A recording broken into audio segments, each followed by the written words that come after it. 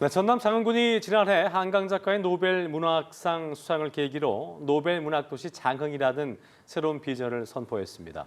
문학을 축으로 한 문화, 관광, 융성을 지역 발전의 핵심 동력으로 삼고 있는데요. 오늘 이 시간 김성 장흥 군수 모시고 자세한 얘기 들어보겠습니다. 네. 군수님 어서 오세요. 어서 오십시오. 네, 안녕하세요. 반갑습니다. 예, 네. 반갑습니다.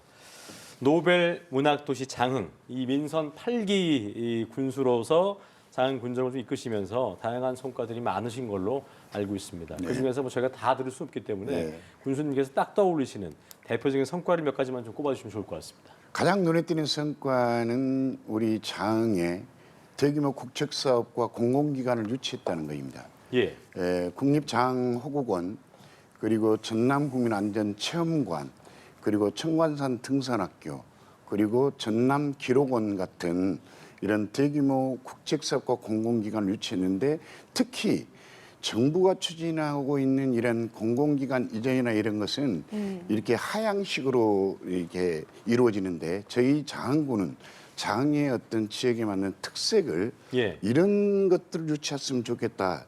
저희들이 창안해 놔가지고 상향식으로 이루어진 그런 것이 큰 성과라고 생각되고요. 예. 두 번째는 재정 분야에서 괄목할 만한 성과를 이뤘습니다. 민선 8기 출범해가지고 166건에 5,276억 원의 어떤 재정을 확보해가지고 네. 열악한 재정을 보완하는 그런 성과가 있었고요. 세 번째는 국민과의 어떤 약속을 철저히 지켰다. 그래서 거의 전국 한국 매니페스토에서 예.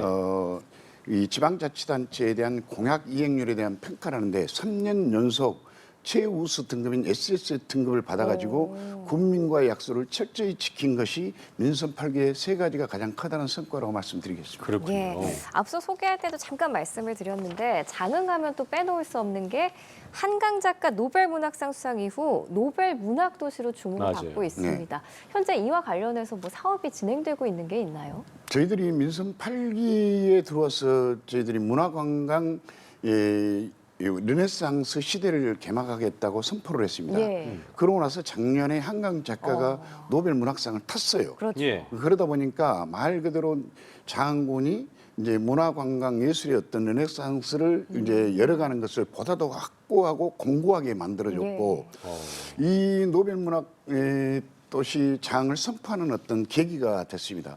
저희들이 이런 노벨 문학 도시 장흥을 완성하기 위해서 이 두 가지 분야로 나눴는데, 첫째는 하드웨어하고 두 번째는 이제 소프트웨어로 예. 분리를 했습니다.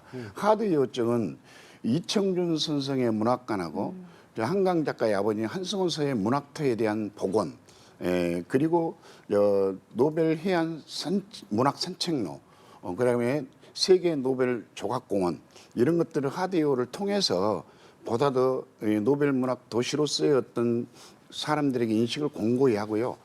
저희들이 올해 이제 될지는 모르겠지만 저희들이 노벨 문학 센터를 건립하기 위해서 지금 국회에다가 이거 설계비를 좀 반영해 주라. 그러고 지금 요구하고 있는 그런 상황에 놓여 있습니다. 만약 노벨 문학 센터가 저희들이 장흥군에 준공이 된다면 명실상부한 장흥군이 노벨 문학 도시로서의 발돋움에 큰 날개를 단 그런 이 역할을 할 거라고 저는 생각을 하고 있습니다. 네. 마지막 국회에서 예산이 반영될 수 있도록 최선의 노력을 다할 생각입니다. 그리고 그렇군요. 소프트웨어 쪽으로는 이제 저희들이 이제 그 봄, 여름, 가을 중에서 이제 노벨 문학 축제를 지금 개최를 내년에 생각을 하고 있고요. 예. 그 다음에 이제 전국 백일장 대회 같은 거를 생각하고 있습니다. 그리고 철도공사하고 연계가 전국 최초로 문학 전용 열차를 문학 해서 전용 열차요? 예. 어허. 이제 지금은 이제 주로 관광지에 대한 열차가 있지만 그런 거 많이 있죠. 저희들이 전국 최초로 문학 전용 열차를 한번 운행을 해서 많은 문학인들이 장을 찾게 해서 장의 어떤 문화와 관광 예술의 어떤 융성의 시대를 맞이하고 또 그걸 통해서 지역 경제 활성화에 기여할 그런 계획을 가지고 있습니다. 그렇군요. 노벨 문학 도시로 아주 각인될 수 있는 그런 기회가 될 수 있을 것 같습니다.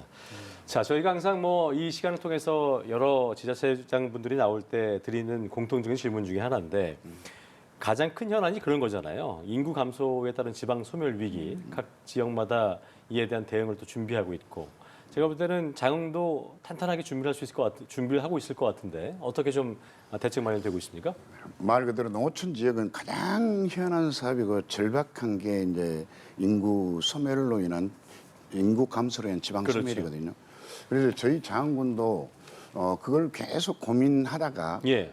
저희들이 나름대로 인구 청년 정책과를 민선 8기 들어와서 신설해서 다양한 정책들을 추진해 왔습니다. 전국 최초로 결혼 장려금도 주고 예. 출산 장려금도 아마 전국에서 가장 많이 줄 거예요. 그리고 이제 아동 수당도 8세에서 18세까지 좀 확대를 했습니다. 그리고 폐교를 활용해서 농어촌 유학마을을 조성해서 갈망할 만한 어떤 성과를 기대했는데 그동안에는 인구 감소율이 3.31%로 약 1,000명 정도 매년 감소를 했는데 네. 이런 정책을 추진해서 2025년도 10월 달에는 1%까지 줄어들었습니다. 완화가 그래서 됐군요. 많이 완화된 거예요. 한 3%에서 300명, 400명까지 줄어들었습니다. 저희들은 이것만 갖고는 인구 감소를 막을 수 없다. 근데 저희들이 인구 감소를 막고 그리고 방금 얘기한 인구를 증가시키려면 두 가지 방안이 있다고 생각합니다. 어떤 하나는 겁니까? 지역민들의 기본적인 소득을 보장해주는 농어촌 기본소득을 실현해야 된다. 예. 이것 하나하고 방금 말씀드린 대로 공공기관을 최대한 많이 유치해서 일자리를 많이 창출해내야지만이 인구가 감소해서 증가로 돌아설 것이다. 이런 계획하에 저희들은 이 두 가지를 반드시 농어촌 기본소득과 그리고 공공기관의 유치를 통해서 말 그대로 장을 길게 흥하는 장, 지속 가능한 장으로 만들어갈 그런 계획을 가지고 있습니다. 그렇군요. 지방 소멸에 대응하기 위한 전략 두 가지를 말씀 주셨는데 최근에는 지역을 방문하고 또 거기에서 소비를 하는 이 생활 인구에 대한 관심도 상당히 늘고 그렇습니다. 있잖아요. 네. 장흥에서는 이 체류형 관광 산업을 키우기 위한 계획이 어떤 것들이 있는지 궁금한데요. 말 그대로 이제 인구는 없기 때문에 생활 인구를 많이 유인을 해서 지역 경제를 활성화시켜야 된다고 생각을 합니다. 예. 근데 이 생활 인구가 두 가지의 어떤 문제가 있는 예. 저기 중요한 포인트인데요. 하나는 행안부에서 지방교부세를 산정할 때 생활 인구를 이제 산정하게 돼 있습니다.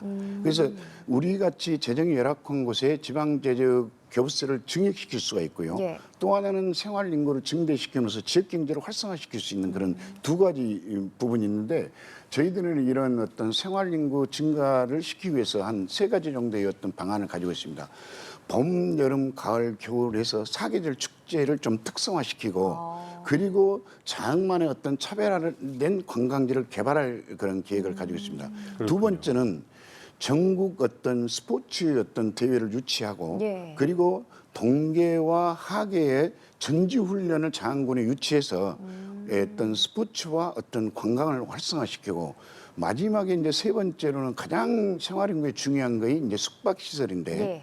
주요한 어떤 관광지의 어떤 펜션이나 그리고 캠핑장이나 그리고 어떤 민자를 유치하는 대규모 이 숙박 단지를 그런 설립해서 건립해가지고 방금 생활인구 유인을 통해서 지역 경제의 활성화를 그런 계획을 가지고 있습니다. 그렇군요.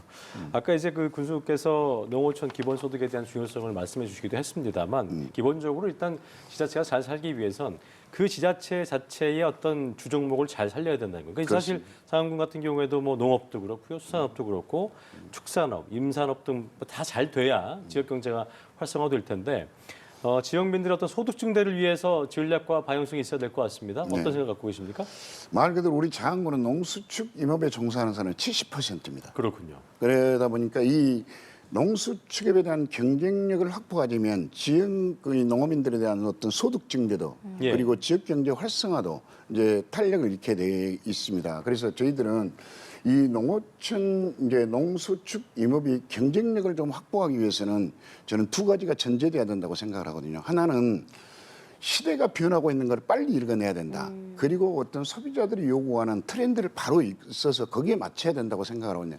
지금 우리 장흥군은 어떤 친환경 농업에 대한 그 육성과 그리고 첨단 스마트팜을 통해서 농업에 대한 전반적인 패러다임을 바꾸려고 하는 생각을 가지고 있고요. 예. 방금 얘기한 대로 소비자들이 요구하는 기호에 맞는 전략 작물들을 우리가 집중적으로 육성해서 소비자들의 어떤 기호에 맞는 전략 상품들을 생산해내려고 하고 있습니다. 그래서 앞으로 이런 스마트팜 단지하고 어떤 집단화 단지화를 통해서 6차 산업화를 통한 이 우리 농어민에 대한 소득을 좀 증대시키려고 하고 있는데요. 대표적으로 이제 저희들이 이제 전략 어떤 품목으로는 김, 이제 수산물에서는 무상김, 예. 그리고 이제 농산물에서는 방금 얘기도 이 저기 애플망고라든가 블루베리라든가 그다음에 이제 참다리 같은 걸 집중적으로 이제 육성하고 있고요. 그렇군요. 특히 이제 임산물에 대해서는 우리 장흥이 대표적으로 이 표고가 주산지입니다. 표고가요? 표고하고 편백나무 같은 이런 임산물들을 그런 어떤 앞으로 그린바이오 어떤 산업으로 육성할 그런 계획을 가지고 있습니다. 그렇군요. 예. 마지막으로 장흥 국민분들 그리고 시청자분들께 네. 한 말씀 부탁드립니다. 지금 세계와 대한민국 엄청난 어떤 변화의 시대에 우리가 살고 있습니다. 네. 이 변화에 잘 적응하면 흥할 것이고 여기에 뒤처지면 여전 낙후를 면치 못할 거라고 생각합니다. 이 엄청난 어떤 변화의 시대에 우리는 특히 새로운 이재명 정부 들어온 그 농어촌 이제 기본사회 소득과 그리고 AI를 통한 4차 산업에 대해서 맞춰서 우리는 거기에 따르는 전략을 잘 짜고 정책을 대응을 해서 말 그대로 길게 흥하는 장, 지속 가능한 장을 나가는데 우리 장 국민과 향후와 또 우리 공직자가 몸든 손을 잡고 장의 어떤 새로운 역사를 만들어갈 예겠습니다. 네. 노벨 문학 낭만의 도시 장흥 김성 장군수와 얘기 나눠봤습니다. 오늘 말씀 고맙습니다. 잘 감사합니다. 들었습니다.